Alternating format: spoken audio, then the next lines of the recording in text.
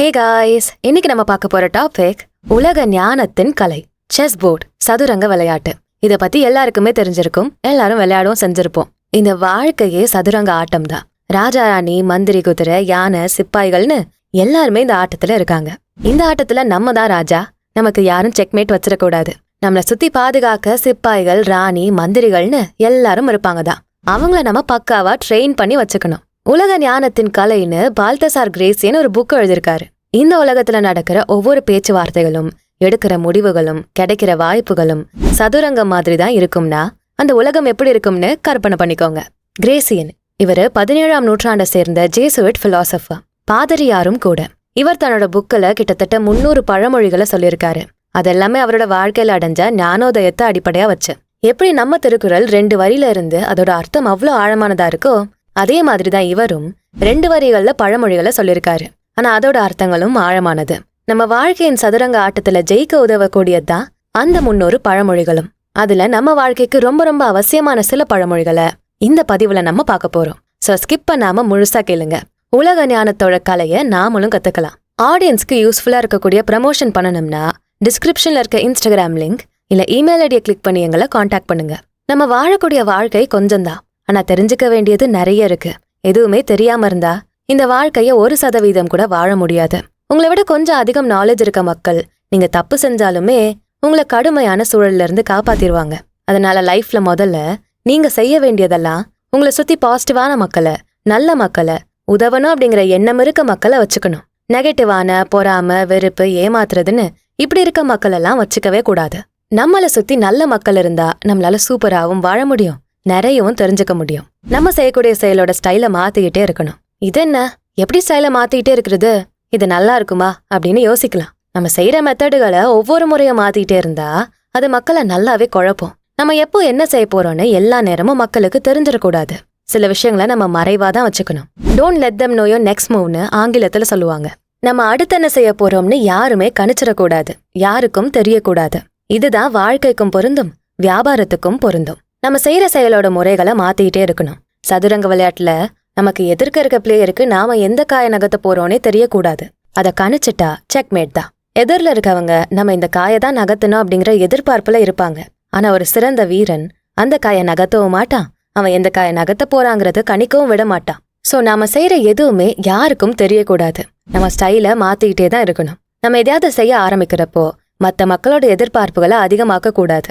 நம்ம ரொம்ப பெருமையா ஒரு விஷயம் சொல்றப்போ, ஓகே இவன் இதுல டேலண்டட் போல, இவன் இதை சூப்பரா பண்ணுவான் போலேன்னு மக்கள் பயங்கரமா எதிர்பார்ப்புகளை வச்சிருவாங்க. அதே மாதிரி நம்ம செய்வோமான்னு தெரியாது. ஒன்னு ஆரம்பிக்கிறப்போ ஓவர் ஹைப்ல ஆரம்பிக்க கூடாது. நம்ம ஒரு கற்பனையில தான் எல்லாம் பேசுவோம், எல்லாமே செய்வோம். ஆனா அந்த கற்பனைகள் எல்லாமே ரியாலிட்டிக்கு ஒத்து போகுமான்னு நம்மளால அடிச்சு சொல்ல முடியாது. எல்லா கற்பனைகளும் நிஜமாகாது. அதனால ஓவரான எதிர்பார்ப்புகளை வைக்க கூடாது. நடக்கவே நடக்காத விஷயங்களை நம்ம கற்பனை பண்ணி அது நடக்காம போறப்போ நமக்கு தான் கஷ்டம். அதனால எதையுமே அதிக எதிர்பார்ப்புகளோட செய்யக்கூடாது. பர்ஃபெக்ஷன் அப்படிங்கிறது எடைய பொறுத்தது இல்ல, தரத்தை பொறுத்தது. சும்மா எல்லாருக்கும் நான் பெரிய ஆளுன்னு காட்டணும் அப்படிங்கிறதுக்காக எதையுமே செய்யக்கூடாது. ஒரு புக்கை நான் 200 பேஜ் இருக்கணும்னு அதோட லென்த்தை வச்சுக்கிட்டு புக்கை எழுதுறப்போ அந்த புக்கு வேஸ்ட் தான். அதே மாதிரி நீங்க 1 மணி நேரம் மேடையில பேசியே ஆகணும்னு கால அளவுகளை மெயின்டைன் பண்றதுக்காக எதுவுமே இல்லாத கண்டென்ட்டை கடமைக்குன்னு 1 மணி நேரம் பேசுறது முட்டாள்தனம். 1 நிமிஷம் பேசினாலும் நச்சுன்னு பேசணும். 1 வரி எழுதினாலும் நச்சுன்னு எழுதணும். 10 பக்கம் எழுதினாதான் எக்ஸாம்ல மார்க் போடுவாங்கன்னு எழுதுறது நார்மலான விஷயம்தான். ஆனா 10 பக்கம் எழுதினாலுமே அந்த கேள்விக்கு சரியான பதில் இருந்தா தானே மார்க் கிடைக்கும். சோ தரம் தான் இங்க எல்லாமே, அளவுகளுக்கெல்லாம் இங்க வேலையே இல்ல. அதே மாதிரி நம்ம 100% பர்ஃபெக்ட்னும் சொல்லிட முடியாது. யாருமே 100% சரியானவங்க இல்ல. நம்ம கிட்ட இருக்க குறைகள், நம்மளால செய்ய முடியாததெல்லாம் அக்செப்ட் பண்ணிக்கணும், ஆமான்னு ஒத்துக்கணும். முடியலனா முடியல, அவ்வளவுதான். தெரியாததையும் எனக்கு தெரியும்னு பந்தா பண்றதுதான் தவறு. ஐயோ நமக்கு தெரியாம போச்சேன்னு உட்கார்ந்து புலம்பி தள்ளுறதும் தவறு. ஒரு விஷயத்தை எடுக்கிறோமா அதை நல்லா கத்துக்கணும், அதுல பர்ஃபெக்டாக பார்க்கணும். அதுலயும் 100% பர்ஃபெக்ட் ஆக முடியலையா, சரி ரைட்டு, ஒன்னும் பிரச்சனை இல்ல. யாருங்க ஒன்னத்துல எல்லாத்துலயும் பர்ஃபெக்டா இருக்காங்க. நம்மளோட குறைகளையும் நம்ம கொண்டாடிக்க வேண்டியதுதான். சில மக்கள் தங்க மேலேயே துரதிருஷ்டத்தை கொண்டு வந்துப்பாங்க. அவங்க கிட்டலாம் மாட்டிக்கவே கூடாது. கெட்டதே நீ வேணாண்டான்னு விலகி போனாலும் எனக்கு நீ வேணும்னு கெட்டதையும் பிரச்சனைகளையும் தேடி தேடி கட்டி பிடிச்சுப்பாங்க. அதனால என்னைக்குமே இந்த மாதிரி மக்கள் கிட்ட மாட்டிக்காதீங்க. ஒரு விஷயத்த தேர்வு செய்ய நினைக்கிறப்போ அது எந்த அளவு நல்லது, அதிர்ஷ்டமானதுன்னு எல்லாத்தையும் பார்க்கணும். கெட்டதா தெரிஞ்சா அதுல இருந்து தப்பியோட தான் பார்க்கணும். இன்னொரு பக்கம் சில மக்கள் தெளிவா இருப்பாங்க. தங்களோட வாழ்க்கைய பெட்டர் ஆக்கிக்க தான் முயற்சி செய்வாங்க, அழகாக்கிக்க முயற்சி செய்வாங்க, அதுக்காக என்ன கஷ்டனாலும் படுவாங்க. இந்த மாதிரி மக்கள் கூட நம்ம நிறைய நேரம் செலவு பண்ணலாம். எந்த கார்டு கிட்ட இருந்து நம்ம தப்பிக்கணும் அப்படிங்கறத தெரிஞ்சுக்கணும். தோத்து போற கையில இருக்க நல்ல கார்டை விட வெற்றி பெற கையில இருக்க குறைஞ்ச மதிப்புள்ள கார்டை தேர்வு செய்யறது எவ்வளவோ பெட்டர். நடக்கணுங்கிறதுக்காக நடக்கக்கூடாது, வேலை பார்க்கணுங்கிறதுக்காக பார்க்க கூடாது, எல்லாத்தையுமே மனசார பிடிச்சு செய்யணும். அப்பதான் அது ஏற்படுத்துற பாதிப்பும் நல்லா இருக்கும்.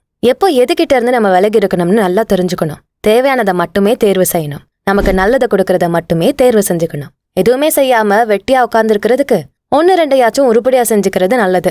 பிளஸ் அடுத்தவங்களோட விஷயத்திலயுமே மூக்கு நுழைச்சிடக்கூடாது. உங்க வாழ்க்கையிலும் தேவையில்லாம யாரும் மூக்க நுழைக்க விடக்கூடாது. அடுத்தவங்க வாழ்க்கையிலும் தேவையில்லாம நீங்க மூக்க நுழைக்க கூடாது. மத்தவங்க கிட்டயே அதிகம் சார்ந்து இருக்காம உங்களை சார்ந்து நீங்க இருங்க. உங்களை சார்ந்து இருக்க விடாம ஒருத்தங்க பண்றாங்கன்னா அவங்க கிட்ட இருந்து விலகிருங்க. உங்களை தான் நீங்க முதல்ல நேசிக்கணும். உங்களை தான் நீங்க அதிகம் சார்ந்தும் இருக்கணும். நீங்க செஞ்ச விஷயத்தையோ நடந்த விஷயத்தையோ எக்ஸாஜரேட் பண்ணி பெருசா பேசக்கூடாது. செஞ்சதுக்காக உங்களை சிலர் பாராட்டுவாங்க, அதை மனசார ஏத்துக்கிட்டு தன்மையா முன்னேறி போகணும். அவ்வளவுதான். நான் அப்படி பண்ணேன் இப்படி பண்ணேன்னு பெருமையா எல்லாத்தையும் ஓவரா எக்ஸாஜரேட் பண்ணக்கூடாது. புத்திசாலியா இருக்கணும், தயங்கக்கூடாது. தயங்குறதுலதான் புத்திசாலிகள் தோத்து போறாங்க. இதை செய்யலாமா வேணாமாங்கிற தயக்கம் தான் அவங்கள தடுத்து நிறுத்துது. பொறுமையா பதறாம செய்யணும். தயங்கலாம், ஆனா கொஞ்ச காலத்துக்கு தான் அந்த தயக்கம் இருக்கணும். தயங்குற தருணத்துல நல்லா யோசிக்கணும். அந்த யோசனையே இதை செய்யலாமா வேண்டாமான்னு சொல்லி கொடுத்துரும். புத்திசாலிகளோட தயக்கமும் சில நேரம் வெற்றிக்கான வழியை காட்டும், மெச்சூராகவும் வைக்கும். பொறுமையா காத்திருக்கணும், அவ்வளவுதான். சிந்தனை புத்தியோட செயல்படணும். ஒன்னு செய்யறதுக்கு முன்னாடி 10 முறை யோசிக்கலாம். அதுதான் பாதுகாப்பானதும் கூட. ஒரு விஷயத்த சிந்திச்சு அதை நல்லாவே செஞ்சு முடிக்கணும். சீக்கிரம் பண்ணணும்னு பதறக்கூடாது. எல்லா பிரச்சனைக்கும் பிரச்சனையிலேயே தீர்வு இருக்கும். பிரச்சனையை நல்லா ஆராய்ஞ்சு பார்த்தாலே நம்ம தீர்வை சீக்கிரம் டெவலப் பண்ணிக்க முடியும். ரொம்ப அவசரப்பட்டு எல்லாத்தையும் செஞ்சா அப்படியே ரிப்பீட் உங்களுக்கு தான் பாதிப்பு கிடைக்கும். சோ பொறுமையா நிதானமா சிந்திச்சு செயல்படுறது தான் ரொம்ப நல்லது. முடிவுகள் எடுக்கிறது, உறவுகள், திறன்கள், பழக்க வழக்கங்கள் இதெல்லாத்துக்கும் கொஞ்சம் நேரம் எடுக்கும். இதெல்லாம் நல்ல விஷயங்கள். கொஞ்சம் டைம் கொடுத்தாதான் இதெல்லாம் சிறப்பா கட்டமைக்க முடியும். அதனால நல்லா சிந்திச்சு செயல்படணும். சிந்தனை உள்ள மனிதர்கள் எப்பவுமே பாதுகாப்பா மட்டும்தான் இருப்பாங்க. கொண்டாடிட்டே ஆரம்பிக்கிற விஷயமா இல்ல வெற்றியோட முடிவடைகிற விஷயமா, எதை நீங்க சூஸ் பண்ணுவீங்க? பெருமையோட கொண்டாட்டத்தோட ஆரம்பிக்கிறத விட வெற்றிகரமா எடுத்த காரியத்தை முடிச்சுட்டு வெளியில வரவங்களுக்கு தான் மரியாதை அதிகம். யார் வேணாலும் கோலாகலமா பெருமையோட எதை வேணாலும் ஆரம்பிக்கலாம். ஆனா வெற்றியோட எடுத்த காரியத்தை முடிக்கிறது விரல் விட்டு எண்ணக்கூடிய ஆட்கள் மட்டும்தான். நீங்க ஆரம்பிக்கிறப்போ கைத்தட்டு வாங்குறத விட முடிச்சுட்டு கோலாகலமா எல்லாரும் எழுந்திருச்சு நின்னு கைத்தட்டுவாங்களே, அதுதான் கெத்து. பிளஸ் எப்படி நோ சொல்றதுன்னு நீங்க கத்துக்கணும். எல்லாருக்கும் எல்லாமாவுமே இருக்கக்கூடாது, இருக்கவும் முடியாது. எல்லாருக்கும் 100% நல்லவங்களாவும் இருக்க முடியாது. நோ சொல்றது வாழ்க்கையோட முக்கியமான திறன். இவங்க ஏதாவது நினைச்சுப்பாங்களோ, கோச்சிப்பாங்களோ, பேசாம போயிருவாங்களோன்னு நினைச்சு நோ சொல்ல தயங்கி போய் உட்கார்ந்துருப்போம். ஆனா உங்களால முடியாதுன்னு சொல்றதுதான் சிறந்த திறன். தைரியமா இருக்கணும், பணிவா அன்போட நிலையா இருக்கணும். நோ சொல்றது உனக்கெல்லாம் நான் ஏன் பண்ணணும்னு ரூடா சொல்லாம தன்மையா முடியாதுன்னு சொல்லணும். நீங்க நோ சொன்னதுக்கு அப்புறம் அவங்க திரும்ப வந்து அதே விஷயத்த கேட்க கூடாது. அதனால தயங்காம நோ அப்படிங்கறது தைரியமா சொல்லுங்க, பணிவா சொல்லுங்க. எஸ் நோ இது ரெண்டுமே சின்ன வார்த்தைகள் தான். ஆனா இதை சொல்றதுக்கு நீண்ட நேரம் சிந்திக்க வேண்டியிருக்கும், ஆழமா சிந்திக்க வேண்டியிருக்கும். நம்ம கிட்ட ஒரு விஷயத்த நாமளே சொல்லிக்கிறப்போ ரொம்ப கவனமா இருக்கணும். வாழ்க்கையில பாதி காலம் தகவல்களை சேமிக்கிறதுல தான் நம்ம அதிக நேரம் செலவு செய்யறோம். ஆனாலும் நம்ம கத்துக்கிட்ட தகவல்கள் ரொம்ப மோசமானதா தான் இருக்கு. சோ ஒரு தகவலை நம்ம எடுத்து நம்ம கிட்ட சொல்லிக்க நிறைய நேரங்களை செலவு செய்யணும். நிறைய நேரம் ஸ்பெண்ட் பண்ணி நல்ல விஷயங்களை கத்துக்கணும். நீண்ட காலம் வாழணும்னு நினைச்சா உங்களை நீங்க நல்லா பாத்துக்கோங்க. உங்க உடல் மனம் ரெண்டுமே ஆரோக்கியமா இருக்கணும். உடலும் சரி மனமும் சரி ஒன்னோடு ஒன்னு இணைக்கப்பட்டது. ஒட்டி பிறந்த ரெட்டையர்கள் மாதிரி. ஒருத்தருக்கு பிரச்சனைனா இன்னொருத்தரும் துடிப்பாங்க.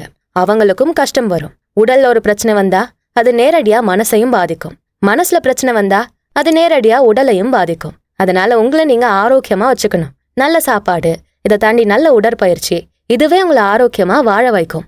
அவாய்ட் பண்ண வேண்டிய சிலதை நம்ம முன் வந்து தவிர்க்கணும். சாப்பாடா இருந்தாலும் சரி, மனசை நோகடிக்கிற காரியங்களா இருந்தாலும் சரி, தவிர்க்க வேண்டிய சூழ்நிலை வந்தா தவிர்க்கணும். இதுதான் நீண்ட காலம் நம்மள வாழ வைக்கும். எறும்புகள் எல்லாம் மழை காலத்துல உணவை தேட முடியாதுங்கிறதால வெயில் காலத்திலேயே எக்ஸ்ட்ரா உணவுகளை சேமிச்சு வச்சிருமா. அதே மாதிரி நாமளும் கஷ்ட காலத்துக்காக எல்லாத்தையும் சேமிச்சு வச்சுக்கணும். அடுத்து என்ன நடக்க போகுதுன்னு நம்ம யாருக்குமே தெரியாது.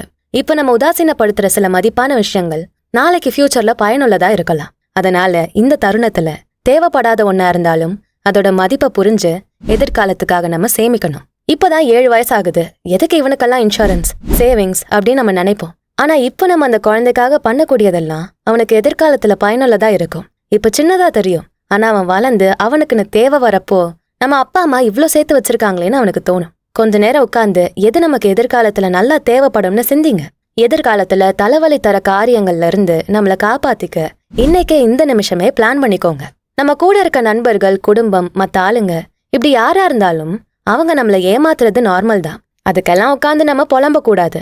இவங்க கிட்ட இருந்தெல்லாம் அடுத்த வாட்டி நம்ம உஷாரா இருந்துக்கணும். நம்மள கீழே தள்ளுவாங்க, நம்மகிட்ட பாதி உண்மையதான் சொல்லுவாங்க, நமக்கு பாதிப்பு தரக்கூடிய விஷயங்களை செய்வாங்க. இது எல்லா நேரமும் நடக்கிறது தான்.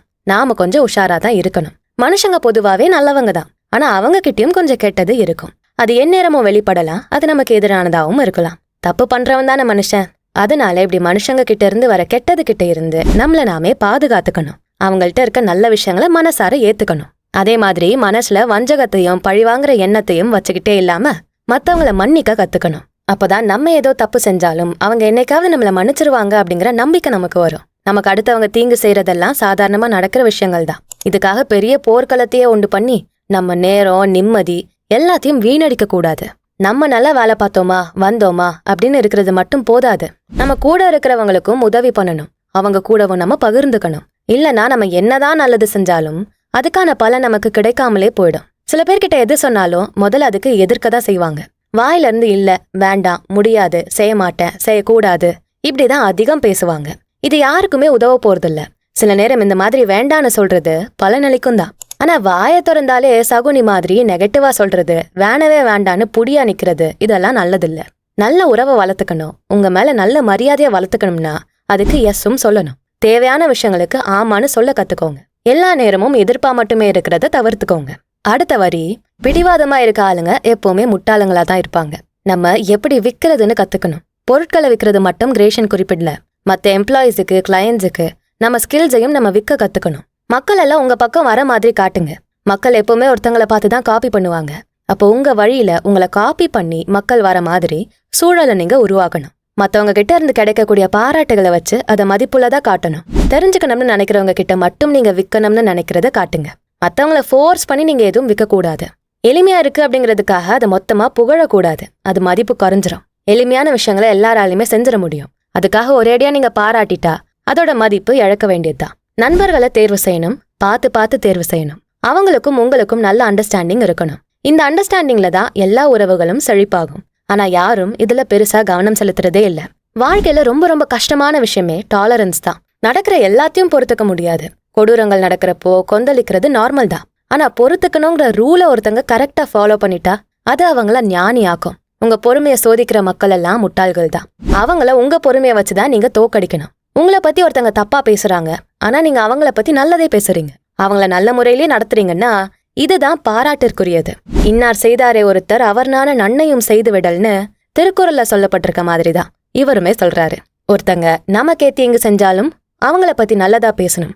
அவங்களுக்கு நல்லதை மட்டுமே செய்யணும். பொறாமைங்கிறது ஃபன்னான விஷயம் கிடையாது. மத்தவங்க மேல எப்பவுமே பொறாமையிலேயே வாழறீங்கன்னா உங்களுக்கு தான் கடுமையான வலி நிறைஞ்ச வாழ்க்கை கிடைக்கும். மத்தவங்க மேல பொறாமை பிடிக்காத நல்ல வாழ்க்கை வாழறது தான் சிறந்தது. எதை செய்யறதுக்கு முன்னாடியும் ட்ரையல் பார்க்கணும். அந்த ட்ரையலுக்கான ஃபீட்பேக்கையும் அடுத்தவங்க கிட்ட இருந்து நீங்க வாங்கிக்கணும். அதுதான் உங்களை முன்னேறி போக வைக்கும். நல்ல நண்பர்களை பெரிய தருணத்துக்காக வச்சுக்கணும். சின்ன சின்ன அல்ப விஷயங்களுக்காக அவங்கள யூஸ் பண்ணிக்கிறது ரொம்பவே தப்பு. உண்மையா எப்ப தேவை இருக்கோ, எந்த பெரிய விஷயத்துக்காக அவங்க உங்களுக்கு வேணுமோ அதுக்காக அவங்கள யூஸ் பண்ணுங்க. எப்பவுமே படபடப்புல வாழாதீங்க. பொருட்கள் எல்லாம் எப்படி சரி செஞ்சு அடுக்கி வைக்கணும்னு உங்களுக்கு தெரிஞ்சிருந்தா அதை எப்படி என்ஜாய் பண்ணணும்னு உங்களுக்கு தெரிஞ்சிருக்கும். ஒன்னுல இருந்து இன்னொன்னுக்கு நம்ம ரஷ் பண்ணி தான் போறோம். சாப்பாடை வேக வேகமா சாப்பிடுறோம், அடுத்த வேலை சாப்பாட்டுக்கு தயாராகிறோம், இல்ல வேற வேலைகளுக்காக சாப்பிடாம அவசர அவசரமா ஓடுறோம். இப்படி அவசரப்படாம ஒரு நிமிஷம் வெயிட் பண்ணுங்க.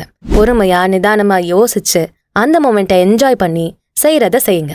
உங்க மரியாதைய, கௌரவத்தை என்னைக்குமே இழந்துடக்கூடாது. திரும்ப அந்த விளையாட்டை விளையாடவே முடியாத அளவுக்கு நீங்க மோசமா தோத்துடக்கூடாது. ஒரு தடவை தோத்தா திரும்ப விளையாடணும். அந்த மாதிரி உங்க கேம் இருக்கணும். பார்க்க நல்லாதான் இருக்கும், ஆனா பழுதடைந்துதான் இருக்கும். சில மக்கள் வெளியே பார்க்க நல்லவங்களா இருப்பாங்க, ஆனா பக்கா வில்லன்ஸா இருப்பாங்க. படத்துல நம்ம வில்லனா பாக்குற நிறைய பேரு நிஜ வாழ்க்கையில சொக்க தங்கமா இருப்பாங்க. ஹீரோவா பாக்குற சிலர் நிஜ வாழ்க்கையில வில்லனாவே இருக்காங்க. சோ கவனமா இருக்கணும். வில்லன் சிகரெட் பிடிச்சா எல்லாரையும் அடிச்சா தப்பு. அதுவே ஹீரோ சிகரெட் பிடிச்சா எல்லாரையும் அடிச்சு துவைச்சா அது கரெக்ட், கெத்து.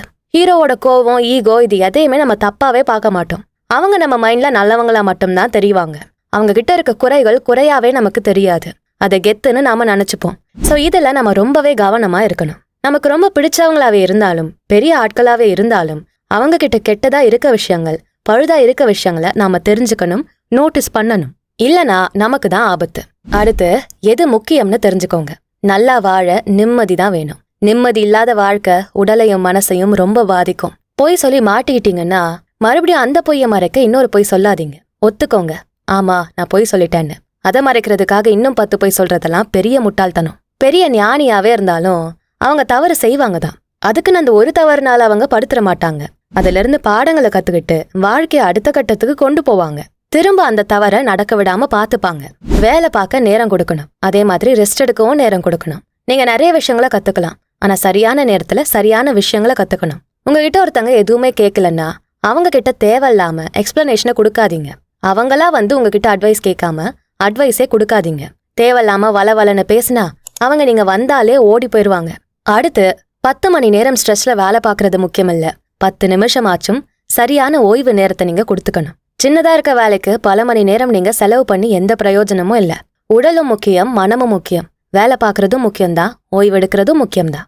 அடுத்து அடுத்தவங்க உங்களுக்கு மரியாதை கொடுக்கணும்னா உங்க மேல நீங்க முதல்ல மரியாதைய வச்சுக்கணும். சோ இப்படி நிறைய விஷயங்களை இந்த புக்ல கிரேஷியன் சொல்லிருக்காரு. இது எல்லாத்தையும் ஆழமா புரிஞ்சுக்கிட்டாலே உலக ஞானத்தோட கலையை நீங்க கத்துக்கிட்ட மாதிரி தான். நீங்களும் இந்த உலகத்துல ஒரு ஞானியாவே வாழலாம். சோ இந்த வீடியோ உங்களுக்கு யூஸ்ஃபுல்லா இருந்திருக்கும்னு நம்புறேன். இந்த வீடியோ உங்களுக்கு பிடிச்சிருந்தா இதுக்கு ஒரு லைக்கை போட்டுட்டு உங்க ஃப்ரெண்ட்ஸ் அண்ட் ஃபேமிலிக்கு ஷேர் பண்ணுங்க. நம்ம channels beyond the ordinary and body and soul Tamil ரெண்டுத்துக்கும் சப்ஸ்கிரைப் பண்ணிட்டு பெல் ஐக்கானை அழுத்திருங்க. நான் உங்களை அடுத்த வீடியோல பாக்குறேன். நன்றி.